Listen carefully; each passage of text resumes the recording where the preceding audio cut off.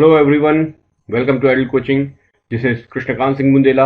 आप सभी लोगों का इस छोटे से चैनल पे बहुत बहुत स्वागत है जिसका नाम है आइडियल कोचिंग। माइक्रो इकोनॉमिक्स में indifference curve analysis ordinal approach की हिंदी के पार्ट 5 में आज हम पढ़ने वाले हैं characteristics of indifference curve. Indifference curve slope downwards to the right.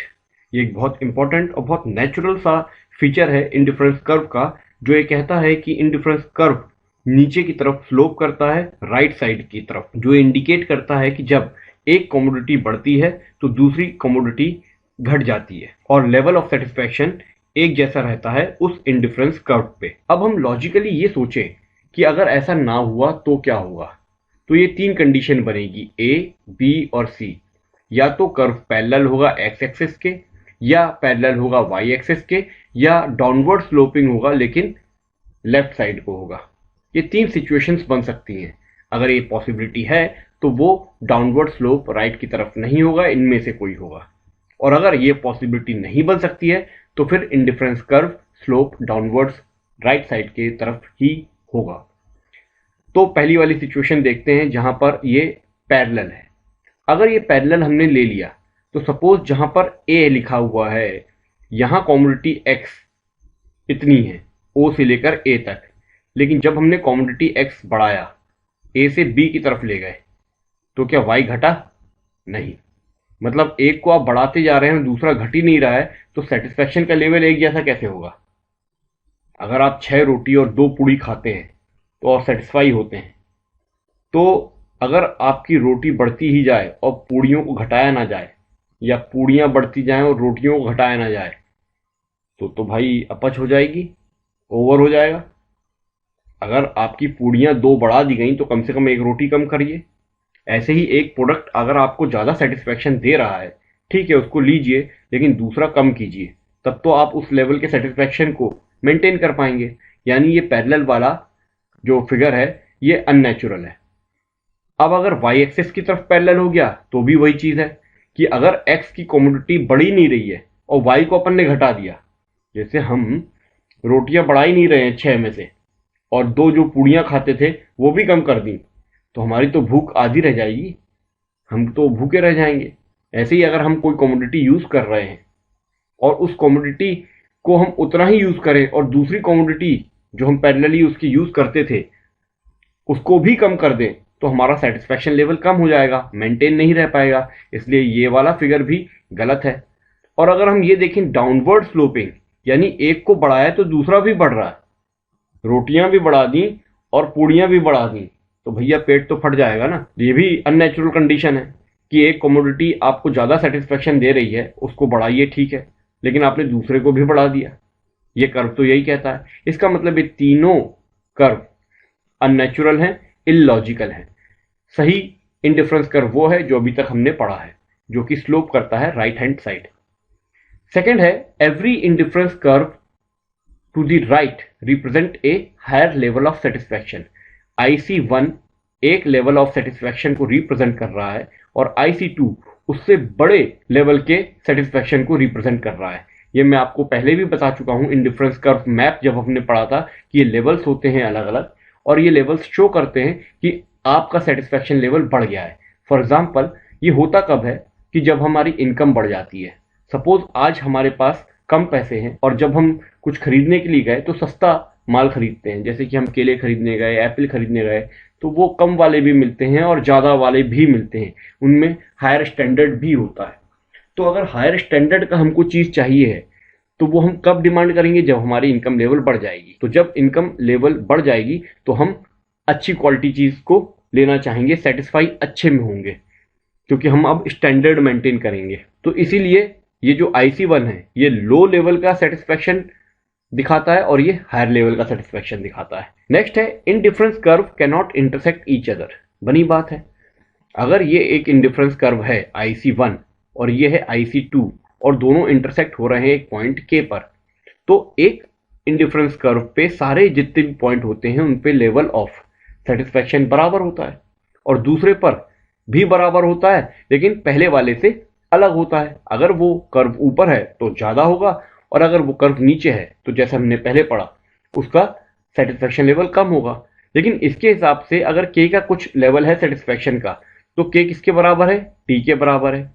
और अगर k t के बराबर है तो k किसके बराबर है? s के भी बराबर है, क्योंकि इस वाले कर्व में भी आ रहा है। इसका मतलब तो ये हुआ कि s और t दोनों बराबर हुए।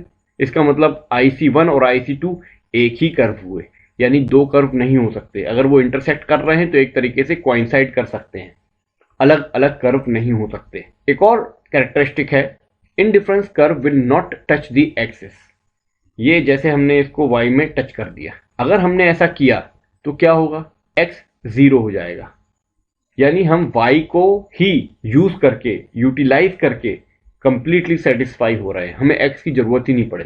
तो ये तो हमारे एजम्पशंस के बिल्कुल ही विपरीत हो गया, जहां हमने एज्यूम किया था there should be two commodities at least, और उनमें एक ज्यादा और एक कम हमको अच्छा लगता हो, तब इंडिफरेंस कर्व का सिद्धांत या थ्योरी काम करेगी। इसलिए ये टच नहीं कर सकता किसी भी तरफ। नेक्स्ट, ये बहुत ही इंपॉर्टेंट फीचर है इंडिफरेंस कर्व का, जहां पर ये बताता है कि ओरिजिन की तरफ कॉन्वेक्स होगा, कॉनकेव नहीं हो सकता। जैसा हम पहले पढ़ चुके हैं मार्जिनल रेट ऑफ सब्स्टिट्यूशन में कि नॉर्मली इंडिफरेंस कर्व क्या होता है? कॉन्वेक्स होता है ओरिजिन की तरफ, कॉनकेव नहीं हो सकता, क्योंकि कॉन्वेक्स होगा तो वो diminish marginal rate of substitution को रिप्रेजेंट करेगा।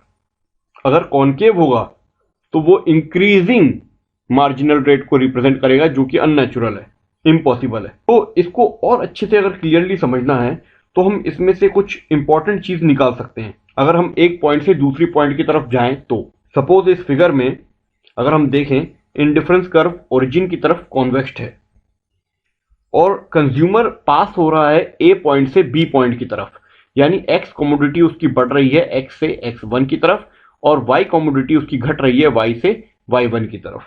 इसका मतलब इतना जो उसको गेन हो रहा है x से x1 कितना हो रहा है? CV, और उसको लॉस कितना हो रहा है? y से y1 यानी AC। तो हम लिख सकते हैं कि CV units of x equal to क्या है? AC units of y। ये दोनों बराबर है, एक का बढ़ना दूसरे का घटना।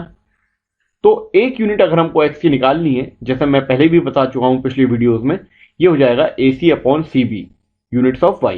यानी कि मार्जिनल सिग्निफिकेंस x का क्या हुआ? x की इंपॉर्टेंस क्या हुई? मार्जिनल इंपॉर्टेंस क्या हुई है? x को बढ़ाकर अगर हम आगे बढ़ते हैं तो क्या हुआ? वो इतना यूनिट्स हुआ y का। और अगर हम इस ट्राइंगल को देखें ACB को, इसमें AC अपॉन CB क्या है? परपेंडिकुलर अपॉन बेस, वो होता है tan थीटा यानी टेंजेंट। और इस कर्व पे जो टेंजेंट जा रही है वो जा रही है t, और ये स्मॉल t, ये टेंजेंट है। और इस टेंजेंट पे जो एंगल बन रहा है दैट इज ACB, यानी ACB एंगल पर ये टेंजेंट बन रहा है, ये कोई एंगल बना रहा है इस x एक्सिस से। ये इसका कहने का मतलब हुआ। और अगर वो कोई एंगल बना रहा है तो ये जो एंगल है ACB किसके जैसा हुआ? TO स्मॉल t के बराबर हुआ। यानी अगर A और B बहुत करीब करीब हैं ये दोनों पॉइंट्स, तो ये टेंजेंट दोनों पॉइंट से होता हुआ जाएगा, यानी कि वो y को और x को जहां जहां टच कर रहा है एक तरीके से वो ACB एंगल TOT के बराबर हो जाएगा। यानी वो पूरे कर्व का या पूरे पॉइंट्स का जिन जिनको टच कर रहा है उसका टेंजेंट हो जाएगा। और जैसे जैसे हम इस कर्व को नीचे की तरफ लाएंगे ये टेंजेंट हमारा एंगल छोटा करता जाएगा, जो ये शो करेगा कि डिमिनिश हो रहा है। पता, जैसे मैं आपको पहले बता चुका हूं, ये जो हम पहले पढ़ चुके हैं, अगर ये कॉनकेव हुआ ओरिजिन की तरफ तो क्या होगा? ये बढ़ता जाएगा। अगर स्ट्रेट हुआ तो बराबर रहेगा। फिर ये कॉन्वेक्स हुआ तो क्या होगा? ये मैं पहले बता चुका हूं। तो ये कंडीशन में टेंजेंट बड़ा एंगल बनाएगा। यहां पर जो एंगल बन रहा है और यहां जो एंगल बन रहा है वो बड़ा होते जाएगा एंगल। जैसे अगर हम ये फिगर देखें, देखिए इसमें ये जो एंगल है ये किसके लिए? ए पॉइंट के लिए। हम पहले से नीचे आ गए, जब नीचे आए हम तो क्या हुआ? इस पे एक ये टेंजेंट बना और इस बी पॉइंट पे ये टेंजेंट बना, और ये एंगल छोटा है इसके मुकाबले, जो बता रहा है कि एक्स की सिग्निफिकेंस कम होती जा रही है y के मुकाबले और y की सिग्निफिकेंस बढ़ती जा रही है, ठीक है, x के मुकाबले। ये क्लियर पॉइंट मैं पहले भी कर चुका हूं। आप लोग एक एक वीडियो देखिएगा, नहीं तो कुछ समझ में ज़्यादा अच्छे से नहीं आएगा। अगर आप सिंसियरली कोई भी चीज़ करते हैं तो वो आपको बेनिफिशियल हमेशा रहती है, ना कि इस वीडियो में बल्कि हर जगह। तो सिस्टमेटिक मैं बना रहा हूँ, कोशिश कर रहा हूँ कि आपको समझ में आए, तो आप भी सिस्टमेटिक ही पढ़िए। अब अगर ये कॉन्वेक्स हुआ तो क्या होगा, ये देखिए, ये वाला एंगल किस पॉइंट के लिए है, बी पॉइंट के लिए, जो कि ज़्यादा बड़ा है, और ए पॉइंट के लिए एंगल छोटा है, और ये अननेचुरल है, क्योंकि जैसे जैसे आप नीचे की तरफ आएंगे वैसे वैसे एंगल बढ़ता जाएगा। किसमें, जब हम ओरिजिन की तरफ कॉनकेव वाला कर्व लेंगे, तो ये इम्पॉसिबल वाली सिचुएशन है जो नहीं हो सकती, इसलिए हमको ये नहीं लेना है। ये सारी कैरेक्टरिस्टिक्स हैं इंडिफरेंस कर्व की। इसके बाद हम एक बहुत इंपॉर्टेंट टॉपिक लेने वाले हैं, बजट लाइन, और उसके बाद लेंगे कंज्यूमर्स इक्विलिब्रियम। अब यहां से इंडिफरेंस कर्व थोड़ा सा टफ शुरू होना शुरू होगा, तो थोड़ा आप बहुत ध्यान से समझिएगा, और ये जितने भी वीडियोस बनाए हैं इसको एक बार रिवाइज करके फिर आगे बढ़िएगा। धन्यवाद।